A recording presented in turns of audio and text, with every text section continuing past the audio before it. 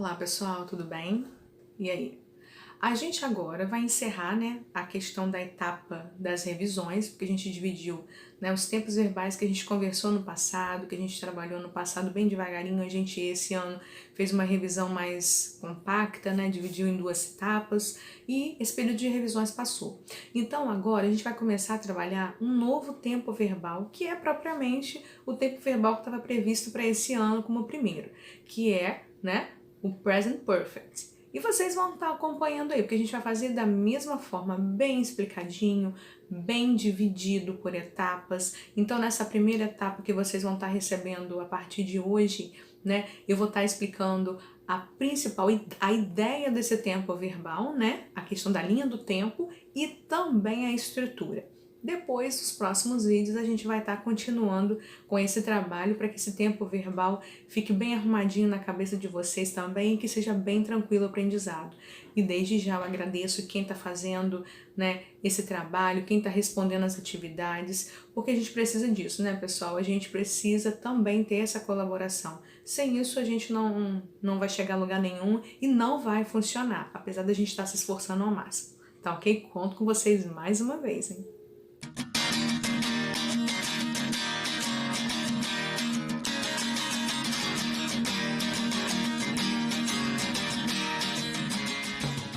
Então vamos lá. Aqui, gente, eu vou fazer uma aberturinha com vocês, né? Porque é a parte 1, vou deixar bem firme isso para vocês, porque vocês vão entender que a gente precisa estar dividindo o conteúdo para que vocês entendam de maneira mais prática, tá? E aí a gente vai falar hoje de abordar dois temas. A linha do tempo, que é a ideia desse tempo verbal, e a estrutura. Vamos lá, aqui a imagem vocês têm um cara, né, procurando alguma coisa nos bolsos, e aí eu peço para vocês olharem com atenção essa primeira frase. A gente vai dar uma sequência de ideias para que vocês cheguem ao uso do present perfect, ok? Que seria esse presente perfeito. No item 1, vamos analisar ali. Tom is looking for his key. Ou seja, ele está procurando, ele está procurando as suas chaves, as chaves dele, ok? Então imagine essa situação. Tom está procurando por sua chave. Esta frase está no present continuous. Como é que eu sei isso? Como é que eu sei disso? Is looking for, tá? Ele está procurando, ok? Está procurando é algo que está acontecendo no momento da fala. Vamos lá no número 2. He lost it. He lost it. Ele a perdeu. Ele perdeu ela, né? Ele perdeu essa chave. E he still doesn't have it. E ele ainda não a tem. Então a gente tem duas situações aqui. Ele a perdeu e ele ainda não a tem. A primeira, he lost, o verbo, né? O verbo perder, né? Lose, que é perder, lost, perdido, né? No caso aqui a gente está usando no simple past, ok? E he still doesn't have it. Ele ainda não a tem, é no simple present. Beleza, então eu sei que Tom está procurando as chaves, que ele a perdeu e ele ainda não a tem. E aí, o que eu quero mostrar para vocês agora? Que he has lost his key, né? Ele perdeu as chaves dele. E por que, gente, que eu estou fazendo agora, em vez de usar o presente simples, como ali em cima, né, o simple past, que é essa primeira frase ali no item 2, por que agora eu vou escolher uma forma diferente de dizer a mesma coisa? É porque exatamente eu quero colocar para vocês uma ideia a mais. Além de dizer que ele perdeu, eu quero dizer que ele perdeu, que ele está procurando e que ele ainda não tem. Tudo isso vai estar nesse tempo verbal aí. Mesmo que a tradução seja a mesma em português, ele perdeu as chaves dele, ele perdeu as suas chaves. O que eu quero dizer, gente?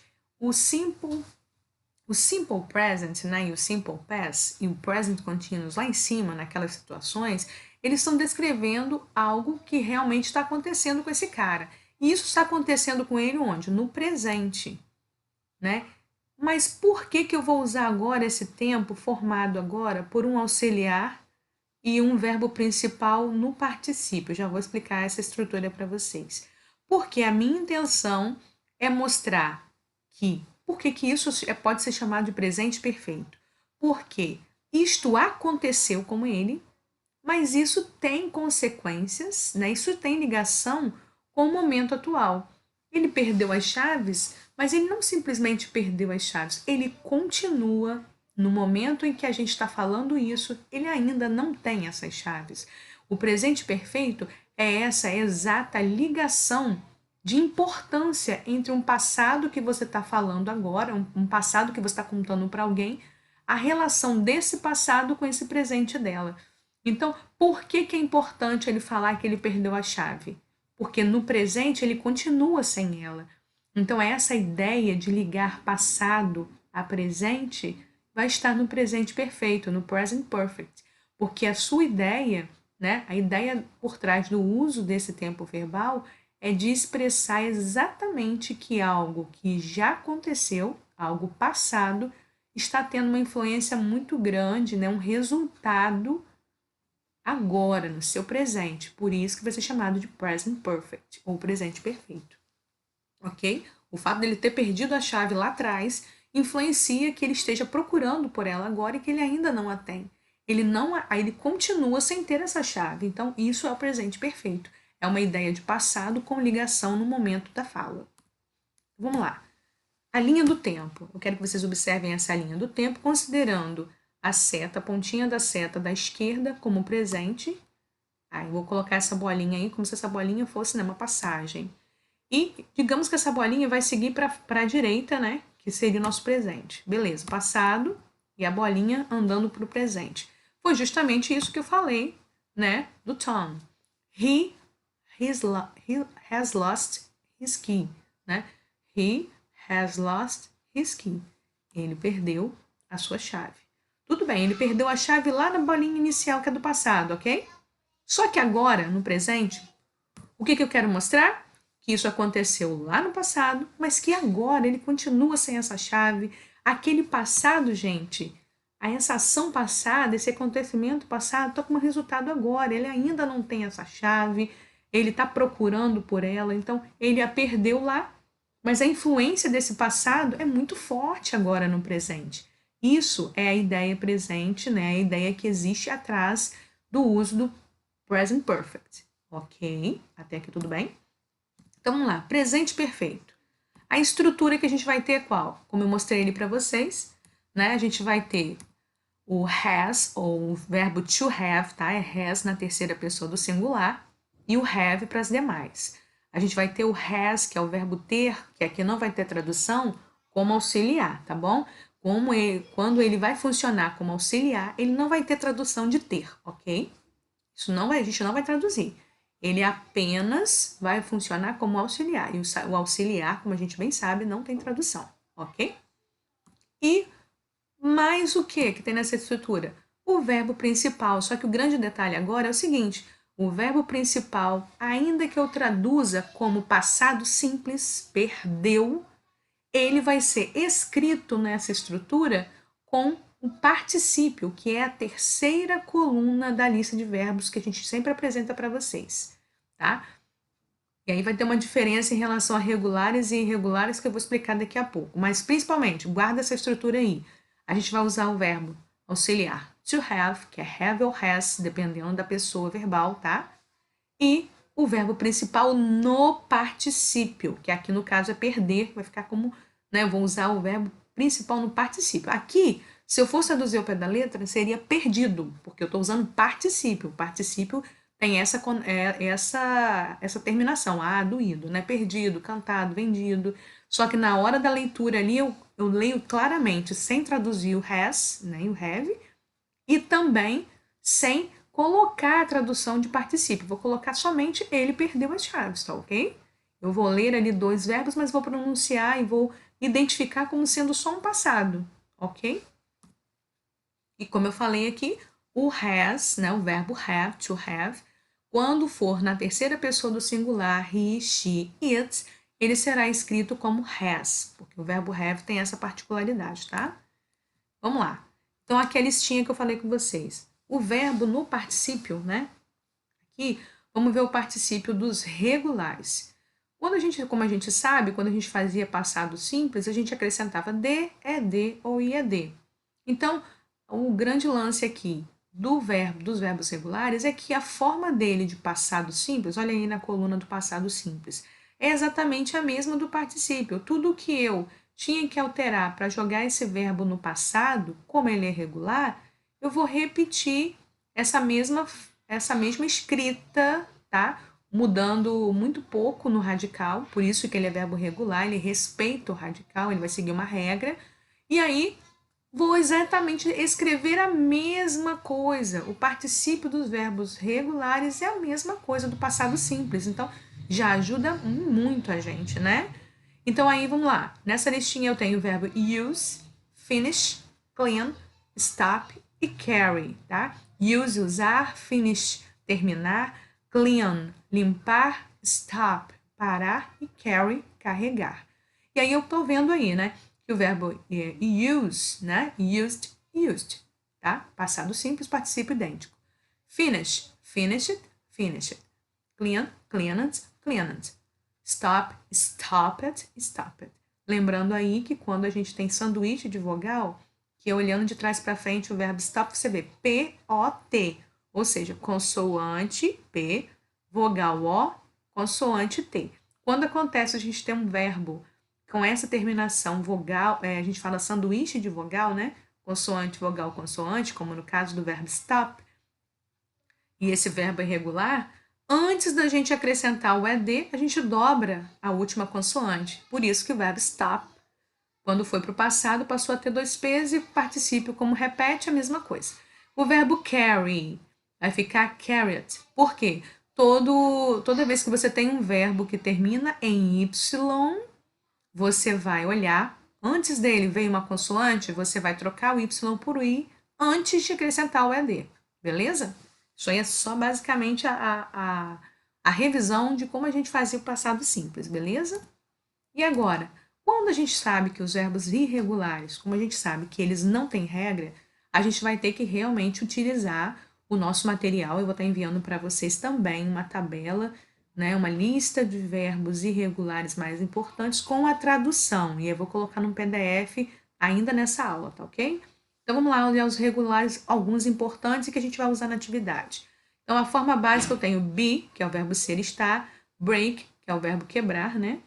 Do, que quando é traduzido, quando ele não é auxiliar ao verbo fazer, eat, comer, have, has, que também só terão tradução quando não forem auxiliares. Quando ele está sendo conjugado numa frase, ele significa, né, ter, ok?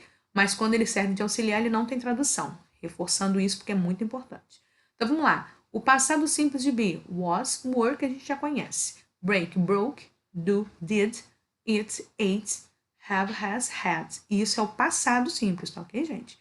Quando eu vou usar na estrutura do present perfect, eu vou esquecer essa tabela de passado simples. Porque ainda que eu vá traduzir como passado simples, o que eu terei que escrever lá, né, junto com o auxiliar have, has, será o particípio. Então, se eu quiser escrever o particípio de be, será been, de break, broken, de do, done, de eat, eaten, de have, has, had. Esse aí coincidiu, tá? Em alguns casos vai acontecer isso. Mesmo os verbos irregulares, eles terão muitas vezes o passado simples idêntico ao particípio. Eles vão continuar sendo chamados de irregulares porque a forma básica deles vai ser muito diferente, tá, do passado simples, ok? O verbo have, gente, eu coloquei aqui na tabela dos irregulares, ainda que a gente tenha, né, uma mudança menor, né?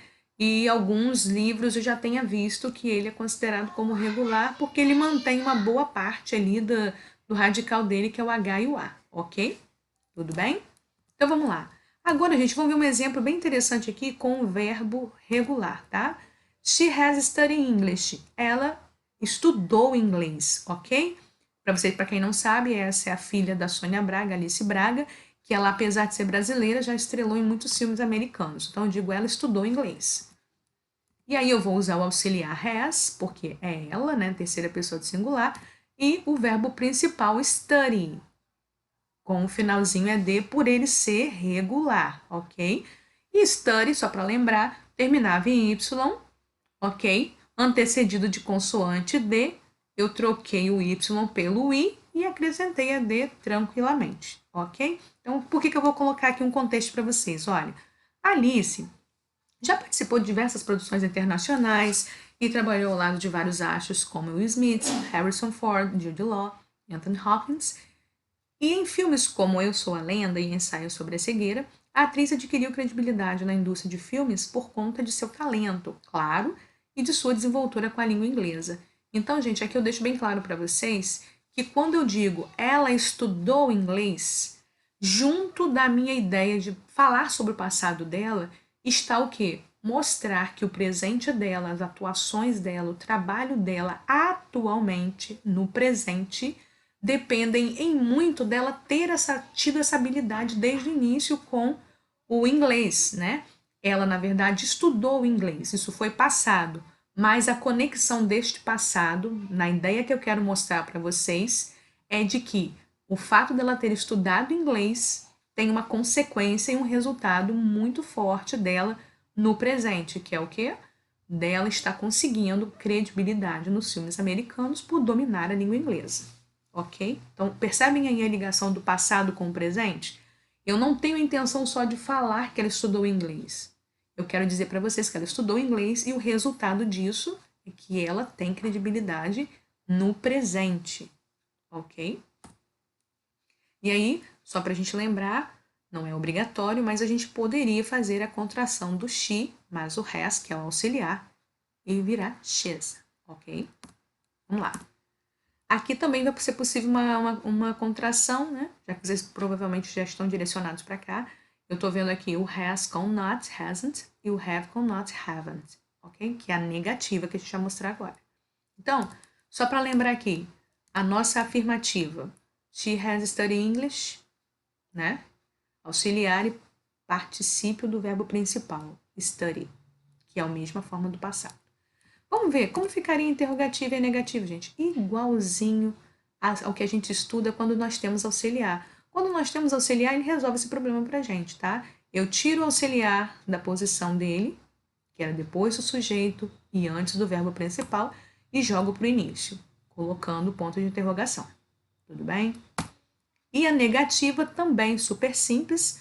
Pego o meu auxiliar e coloco not, a partícula negativadora, logo depois dele, tá? Entre ele e o verbo principal. Simples assim. Ok? Vamos ver um exemplo aqui agora com o verbo irregular. Aqui eu tenho uma opção também, né, de usar o they e o have. They've, né? They've, né? Bem rapidinho, bem pouco pronunciado, tá? O have ali, o finalzinho do have, tá ok?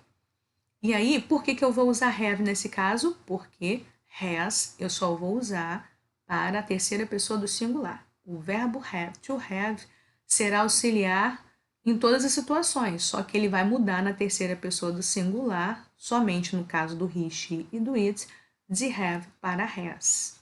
Nesse caso aqui, a minha contração vai ser diferente. Quando eu falei que era o she mais has, poderia falar his, né? She's ou his.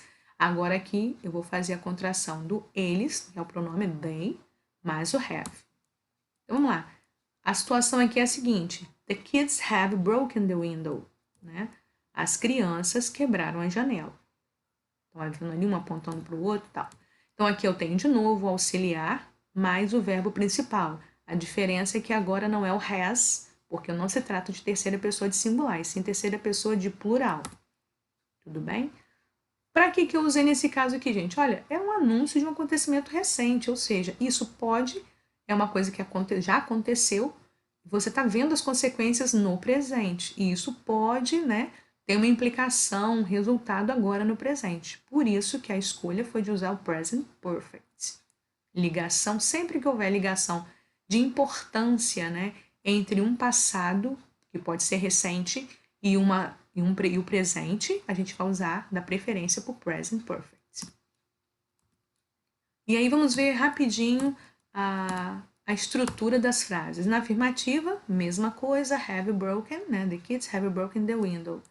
E aí, na interrogativa, o meu auxiliar vai para frente novamente, né? Só que ele vai para antes do sujeito, que agora é the kids, que dá a mesma coisa que né, significa a mesma coisa que se fosse they ali ou she. The kids é o sujeito. Então, o have, meu auxiliar, vai para antes do sujeito, né, muda de posição, e o particípio, que é o particípio do verbo principal, fica direitinho lá colocando o ponto de interrogação. Tá pronta a interrogativa.